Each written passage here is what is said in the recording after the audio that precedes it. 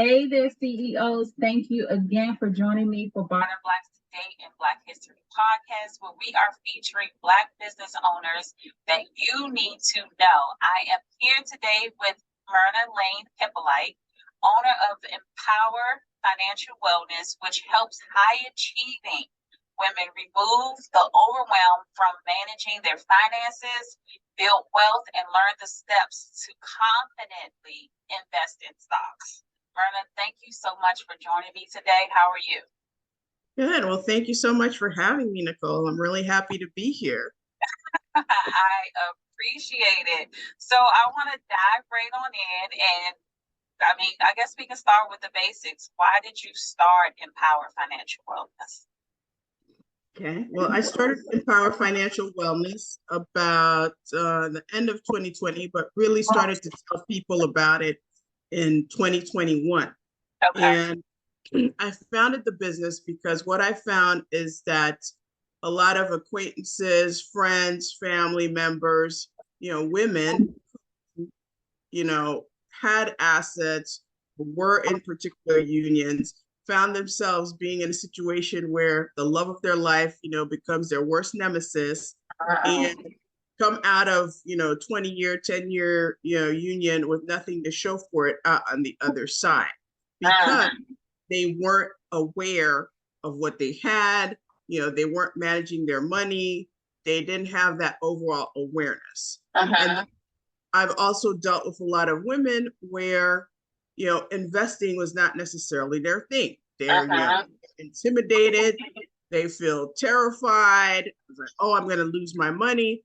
Whereas there are so many different ways to build wealth in the stock market. You don't have to be that person, poring over financial statements. I have, I look young, yeah, I know, but I have about 30 years worth of experience in the finance fields. And I used to be one of those analysts that they paid to quote balance sheets, income statements, to give recommendations to institutions on what stocks they needed to buy. But you don't have to be that person. There are multiple ways to invest. And I founded this company so that I can empower women to know that, hey, managing your money should be considered a form of self-care. So same way you go out there, you go get a massage, you do Netflix and chill, go get the pedicure or manicure, incorporating looking at your money and managing your money should also be, pleasurable and enjoyable, and something that helps you progress. Because I firmly believe that if your finances are not in order, the rest of your house is not going to be in order. I don't care what you tell me, how great things are going, but if your finance shop is jacked, it's not going to be in order. So I pretty much founded the company so that I can empower and educate and encourage women to take ownership of their finances. And we as women, we tend to be better investors actually than men. So once we understand what's happening and once we have our groove going, then we tend to be better at investing. So I wanted to go ahead and make sure that, hey, I can empower and encourage women, enhance their sense of financial wellness. And by financial wellness, I essentially mean having the ability to say, hey, I can cover, I can cover an unexpected, emergency. I can do the things that I want to do in life. Because part of the premise of financial wellness, it's not just being able to understand what you have in terms of your money, but it's doing more than just paying bills. Because you can live a life where all you're doing, you're working hard for your money, all you're doing is paying bills. You want to be able to say, what do I want to do in life? And as women, we tend too often to sideline our goals and say, oh, I'll take care of this once the kids grow up. I can open that business, when I retire. We tend to put the things that we want to do to the side. So what I help bring front and center, it's not just an education process, but making sure from a financial wellness perspective, we achieve the goals that we want to achieve with our money. Yeah, I'm glad you said that, financial wellness is self-care as well. And that was actually my next question. What do you consider financial wellness? So you answered that. But why do you think it's difficult for us to manage our money in a way where we're creating this financial wellness? Because I think it's not just for women, but overall, money can be something that's, a little bit intimidating, right? And it depends also on the messages that we receive about managing money stemming from our childhood or growing up, because for me, I grew up in a Caribbean household, Haitian to be exact, where, the trifecta is you better, work hard, go to school, Yeah. and get a good job. Yeah. There's nothing else. Nobody taught me, hey, here's how you save, here's how you invest. None of that. It's just you go work hard, go to school, and get a good job. Did I go ahead and do that? Yes, I did. Yeah. But he taught me about the rest. And so I had to put the pieces together. So what I do is I help put the pieces together, for my clients so that, they can get a better picture and a better blueprint for what they need to do with their wealth and to build. Yeah. And the way you explained it is a lot of our stories. Like, we're not having these conversations at the dinner table when we're younger about how to, but I think that's how they were taught. So it's, they're teaching us go get a job, go get a good government job. That's what they were saying here in DC. Yes, government job. Go get a good government job and stay there and retire, and that's it. But I think that things are changing, especially when I'm talking to people during the podcast, people that have children, that you can, be an entrepreneur. You don't have to just, go get a job. And teaching children about money, because, we've all messed up. It's okay to say we messed up, but the thing is, what are we going to do after the mess up, and how are we going to handle that after that? So what would you say to people who are listening or watching? What's the telltale sign that they need to pick up the phone or email you about your services? I would say telltale sign for me, at least 95% of my clients tell me, Myrna, I make pretty darn good money, but I don't have anything to show for it, and I don't know where that money's going. Money comes in, it goes out. If you're having a feeling that, wow, what have I accomplished with my money? I don't know what my retirement game plan is. I can't do the things that I want to do. I've been wanting to take that trip to Costa Rica. It's just not happening. I want to be able to help support the kids in their college fund. I can't do that. I want to be able to just, take a day off, without worrying about what happens if, I lose my job. So I work a lot with people that say, okay, they make good money, but they don't have a plan for their money, and they don't know how to grow their money.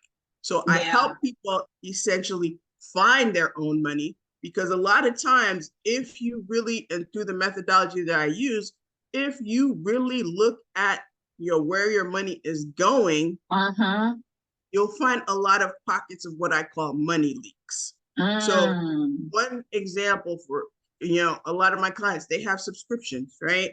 That they haven't really, I subscribed to Apple TV because I was watching that show with Jason Momoa, and that kept on going. The subscription kept on going. Or I got Disney TV, the kids, don't really watch that, Disney Plus.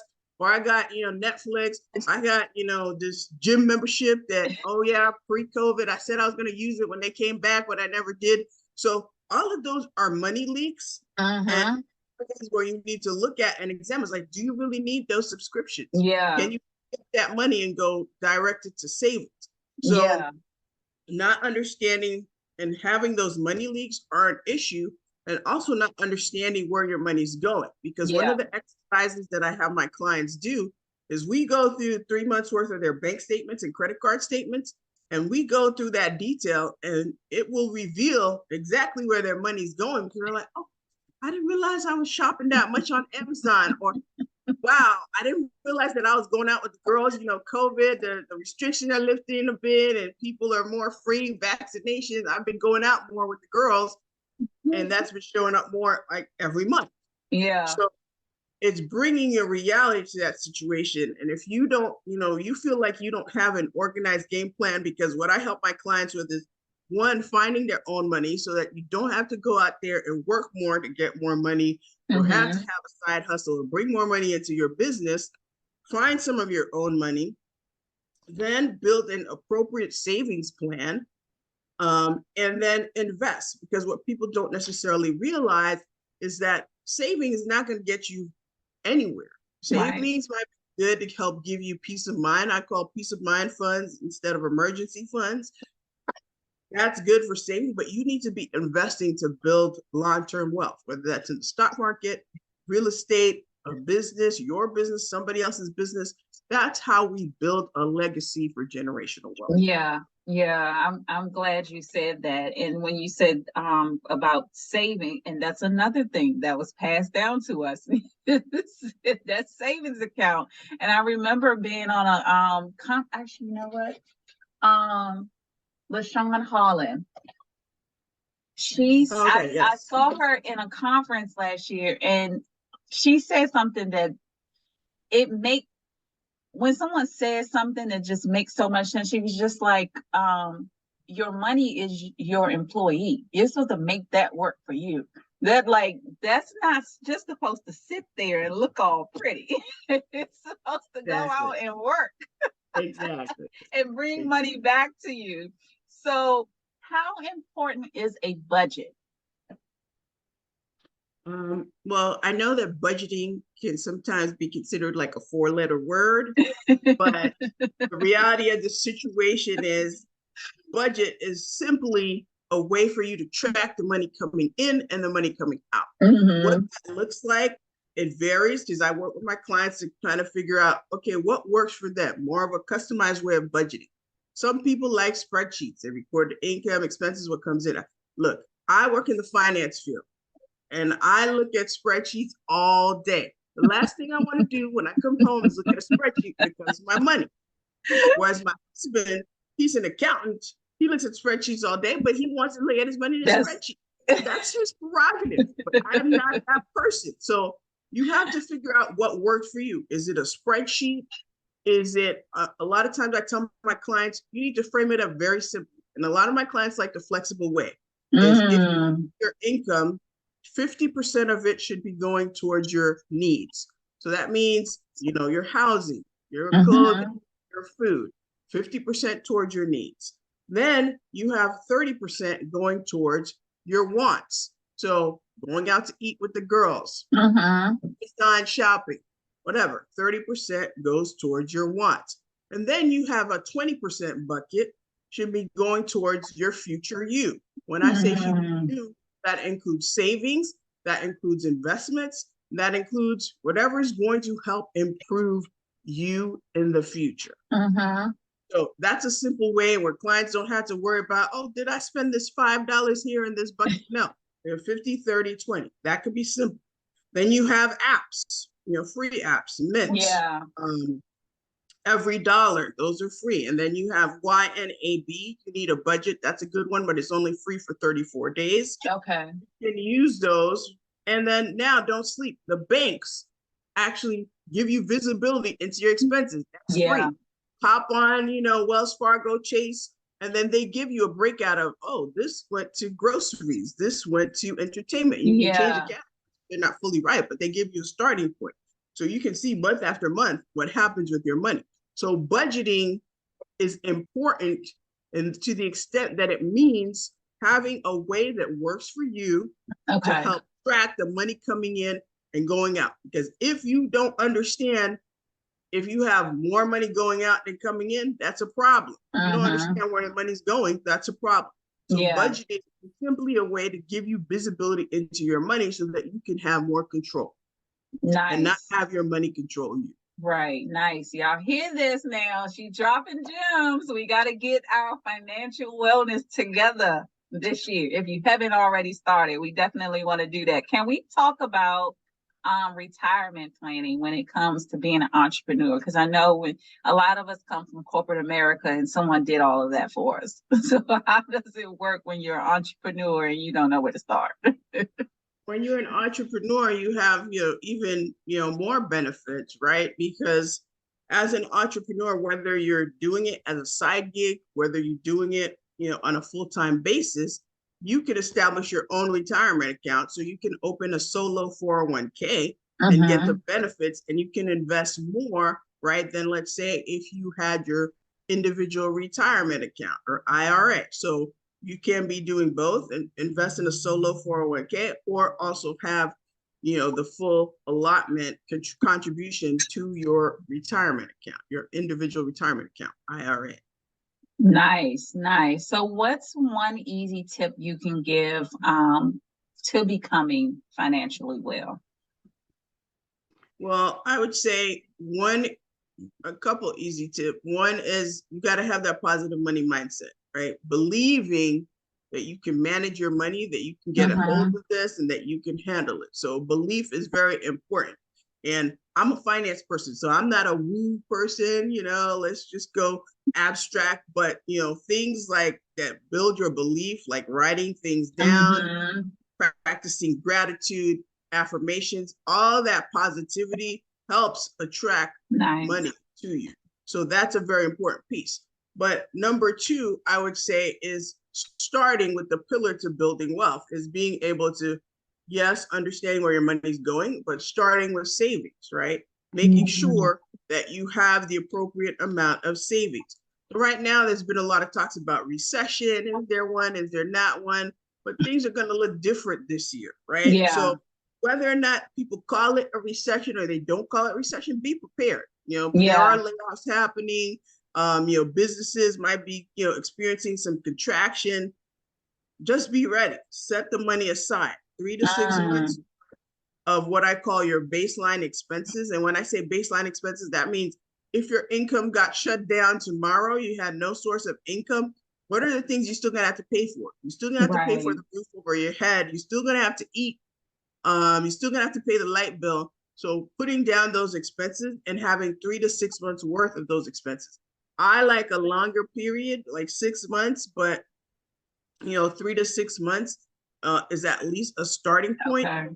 And you should be making sure that at this point in time, you're generating 3% interest at least on that money, because interest rates have gone up. A lot of the big banks, they're still in that 0.5%. That's not going to help you.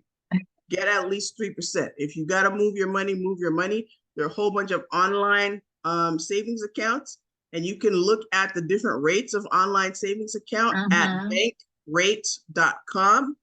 That's a good resource where you can see. And one of the accounts I like to use is Marcus by Goldman Sachs.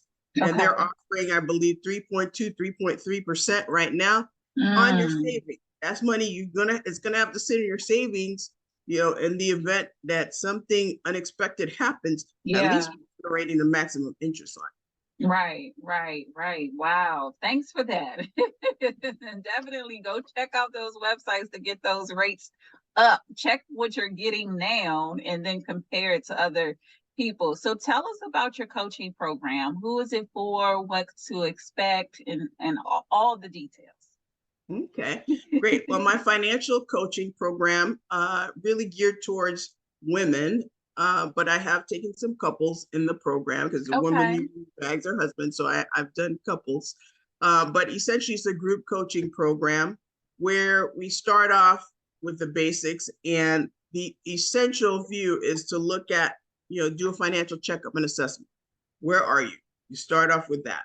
And then we move into the exercise of you showing me your money, us finding your money together, working towards building a savings plan. So making sure that you have, the parameters. What are your baseline expenses? What does your budget look like now? What's happening in your world? Why can't you find your money, right? And establishing the budget that works for you.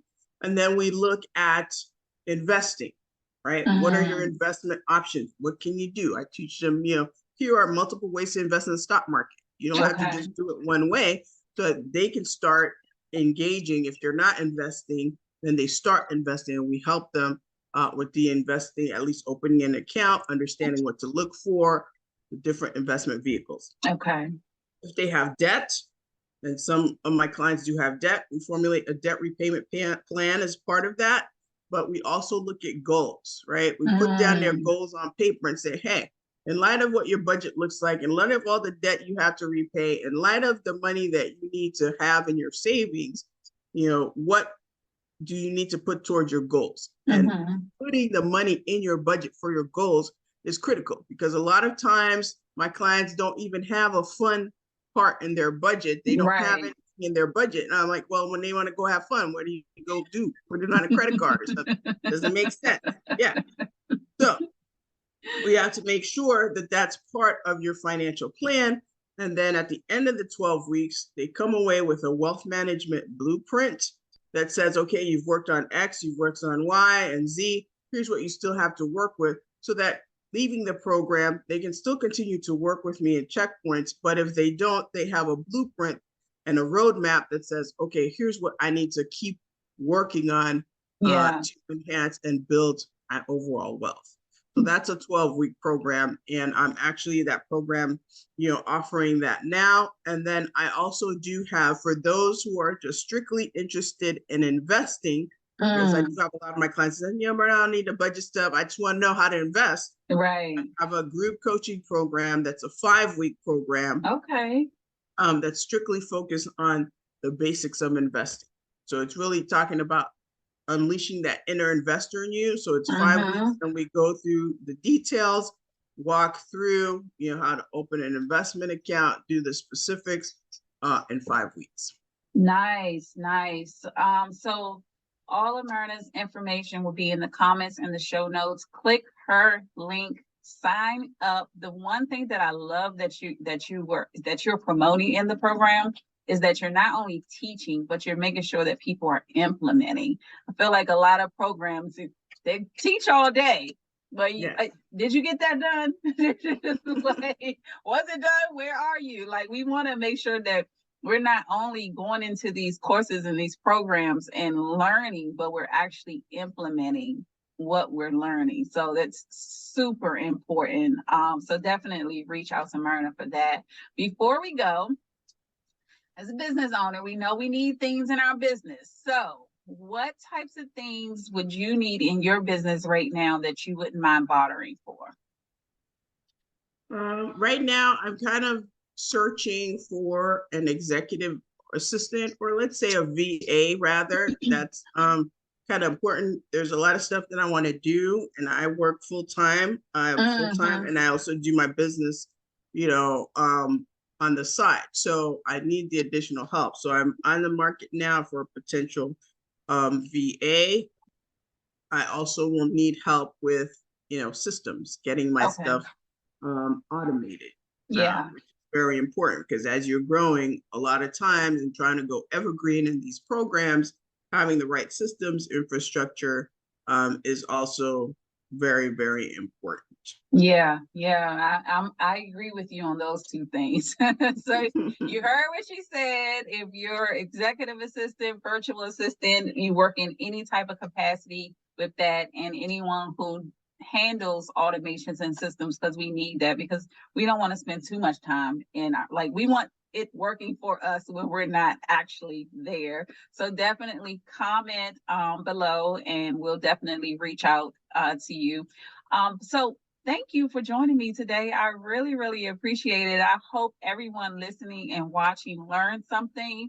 I hope it sparked something in you to, build financial wellness. It's very important for the success of our lives, for our businesses, and for our generations to come. Like, it's important for us to pass down the lessons that we learn to our children and our grandchildren. So thank you again, Myrna, for joining me. Thank you, everyone, for listening and for watching, and catch us tomorrow for another episode of Today in Black History podcast with Barter Black. I appreciate it. Have a good one. Bye-bye.